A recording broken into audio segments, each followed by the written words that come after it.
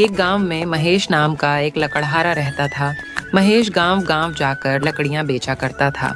उससे जो भी पैसे मिलते थे उससे वह अपनी पत्नी सुनीता और अपना पेट पालता था। सर्दियों का समय था और महेश जंगल से लकड़ियां लाकर उन्हें घर घर बेचकर अपने घर का गुजारा चला रहा था। गीता भाभी, ओ गीता भाभी, लकड़ियां लाया हूँ, बाहर आकर ले लीजिए। अरे महेश भैया आ गए। आप मुझे मेरी लकड़ियां दे दीजिए। भैया, कल आप थोड़ी ज्यादा लकड़ियां लाइए। ठंड बहुत ज्यादा बढ़ गई है। इतनी लकड़ियों से तो काम ही नहीं चलता है, इसलिए कल आप थोड़ी ज्यादा लकड़ियां लाइए। यह लीजिए आपके पैसे। ठीक है भाभी जी, कल से मैं आपको थोड़ी ज्यादा लकड़ी दे दूंगा। अभी मैं चलता हूँ।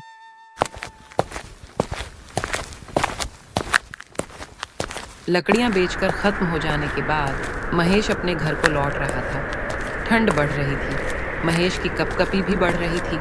वहीं दूसरी तरफ उसी गांव में रमेश नाम का एक और लकड़हारा रहा करता था। रमेश एक नंबर का धूर्त इंसान था। वह गांव में महेश की लकड़ियों से 2 गुने दाम पर अपनी लकड़ियों को बेचता था, इसलिए गांव वाले महेश से ही लकड़ियां खरीदते। यही कारण था कि रमेश को महेश बिल्कुल भी पसंद नहीं था। हे भगवान, न जाने कहाँ रह गए। बाहर कितनी तेज हवाएं चल रही हैं, लेकिन अभी तक वह घर नहीं आए। मैंने उनसे कितनी बार कहा है कि घर जल्दी आ जाया करो, लेकिन वह तो मेरी सुनते ही नहीं है। अब इतनी ठंड में न जाने कहाँ होंगे।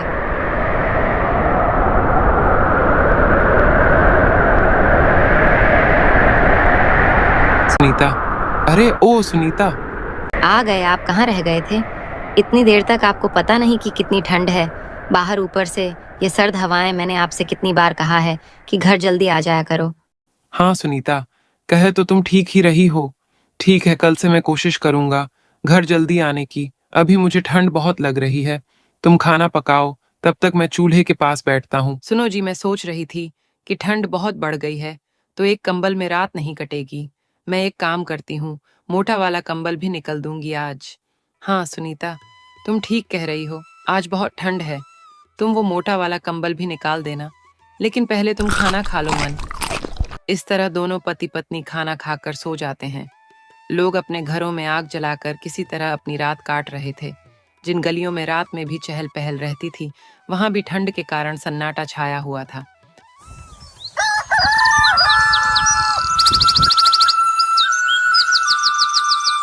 अरे भाग्यवान, जल्दी से खाना लगा दो, मुझे लकड़ियां लाने जंगल भी जाना है। हाँ जी, खाना तैयार है, अब बस आकर खा लीजिए। चलो सुनीता, अब मैं चलता हूँ, मुझे देर हो रही है। हे भगवान, कितनी ठंड है। ये क्या कहर बरसा रहे हो हम गरीबों पर। अब जल्दी से जंगल चला जाता हूँ, नहीं तो आते आते शाम हो जाएगी।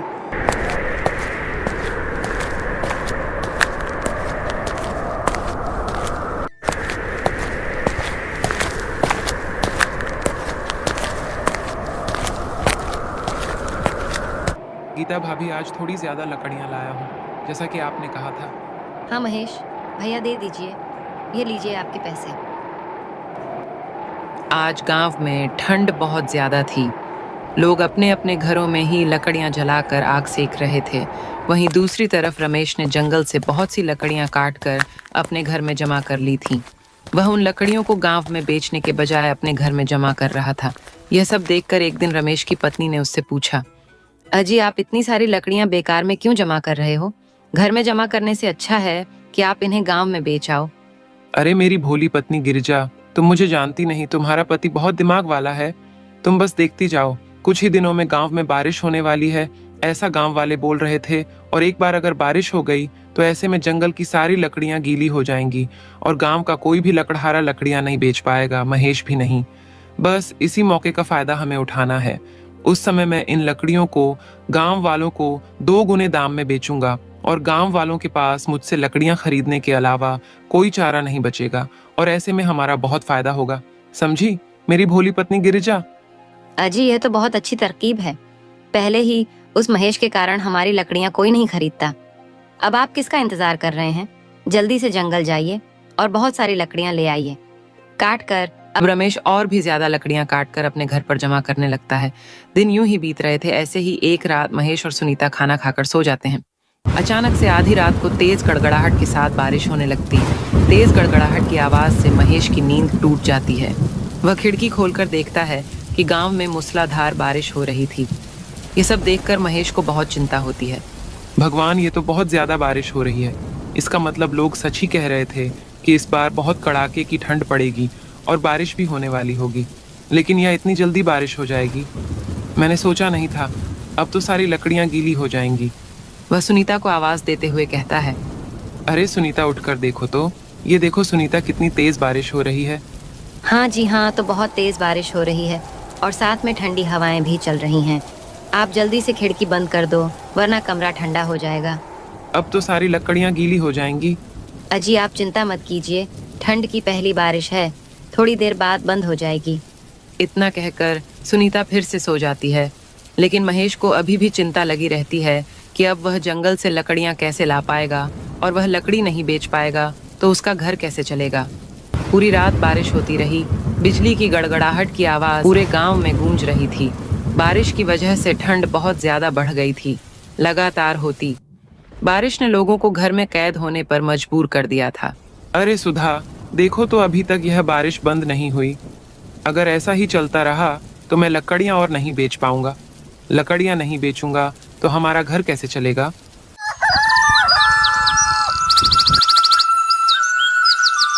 देखा पूर्णिमा, मैंने कहा था ना, जल्दी ही हमारे अच्छे दिन आने वाले। बारिश लखतर हो रही है।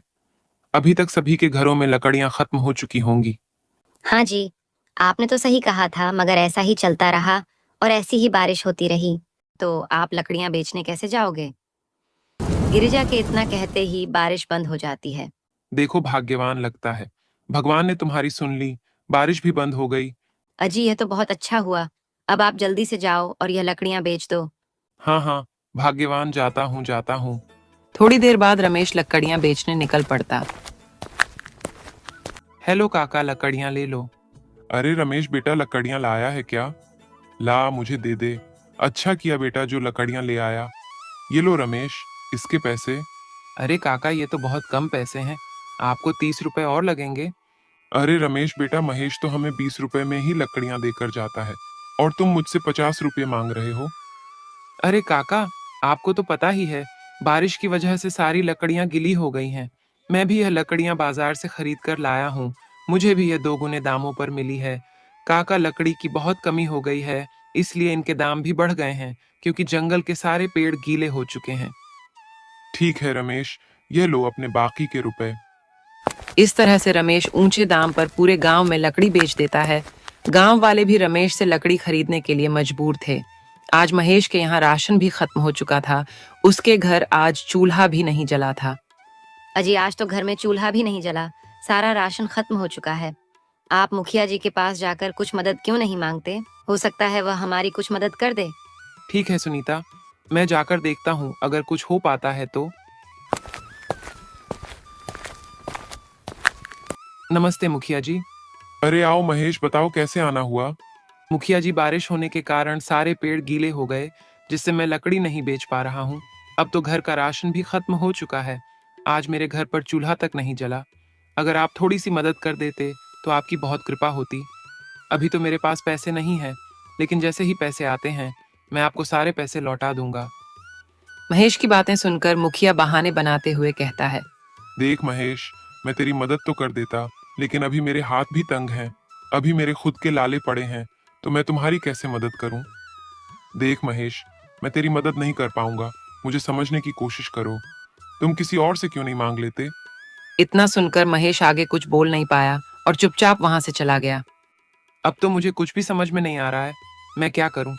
घर में खाने को एक अन्य का दाना तक नहीं है। उदास मन से महेश घर वापस लौट आता है। क्या हुआ जी? मुखिया जी ने क्या कहा? सुनीता, हम जैसे गरीबों की कोई भी मदद नहीं करना चाहता। उन्होंने कहा कि वह हमारी मदद नहीं कर सकते। माफ कर दो सुनीता, मैं कुछ नहीं कर पाया। अजी आप चिंता क्यों करते हैं?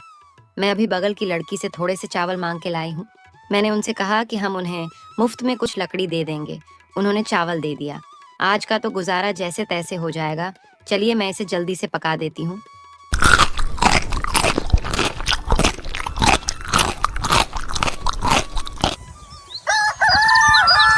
अरे गिरिजा, आज तो पकवान बनाओ, बहुत अच्छी कमाई हुई है। आज? हाँ जी, आज तो मैं छोले पूरी बनाऊंगी। एक रात रमेश के दरवाजे पर एक बूढ़ा व्यक्ति आता है और उन्हें आवाज लगाते हुए कहता है,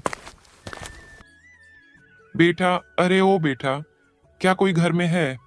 क्या कोई मेरी आवाज सुन पा रहा है? अरे क्या हुआ? बूढ़ा क्यों चिल्ला रहा है इतनी रात को? बेटा, क्या मैं आज रात तुम्हारे घर पर रुक सकता हूँ? क्या मैं यहीं पर आंगन में रुक कर ही रात बिता लूंगा?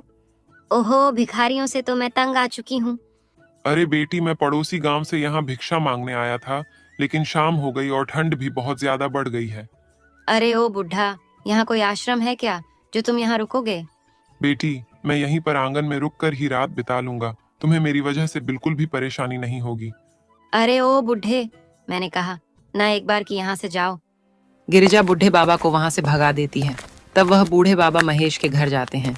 बेटा, अरे ओ बेटा, क्या कोई घर में है? क्या कोई मेरी आवाज सुन पा रहा है? अरे बेटी, मैं पड़ोसी गांव से यहाँ भिक्षा मांगने आया था, लेकिन शाम हो गई और ठंड भी बहुत ज्यादा बढ़ गई है। बेटी, मैं यहीं पर आंगन में रुककर ही रात बिता लूंगा। तुम्हें मेरी वजह से बिल्कुल भी परेशानी नहीं होगी। अरे बाबा, आप क्या कह रहे हैं? एक बूढ़ा व्यक्ति आंगन में सोकर रात बिताए और हम अंदर चैन की नींद सोएंगे? अरे नहीं बूढ़े बाबा, आप अंदर चलो। बाबा, आप खाना खा लीजिए। अरे नहीं बेटी, तुमने मुझे अपने घर रुकने दिया, यही बहुत है मेरे लिए। क्या बाबा, आप क्या कह रहे हैं?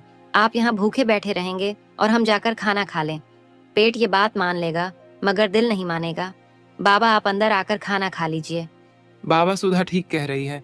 आप हमारे यहाँ के मेहमान हैं और मेहमान को भूखा रखना हमें शोभा नहीं देता।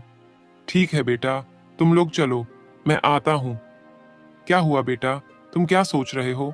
क्या बताऊं बाबा, पता नहीं भगवान ने हमारे भाग्य में क्या लिखा है, जो हमें एक समय का खाना भी ठीक से नसीब नहीं होता। बेटा, तुम्हारी तो खुद की स्थिति बहुत बुरी है, फिर तुम मुझे खाना क्यों खिला रहे हो? तुम्हारे तो खुद के लाले पड़े हुए हैं। बाबा, हम भले ही गरीब हैं, लेकिन दिल के बहुत अमीर हैं। आपको भूखा रखकर हम खाना खा लें, ये हमें शोभा नहीं देता। बेटा, देखना भगवान एक दिन तुम्हारी जरूर सुनेगा। पता नहीं बाबा, ऊपर वाला हमारी कब सुनेगा। अब छोड़िए भी आप लोग, क्या बात है, लेकर बैठ गए बाबा, आप तो खाना खा लीजिए।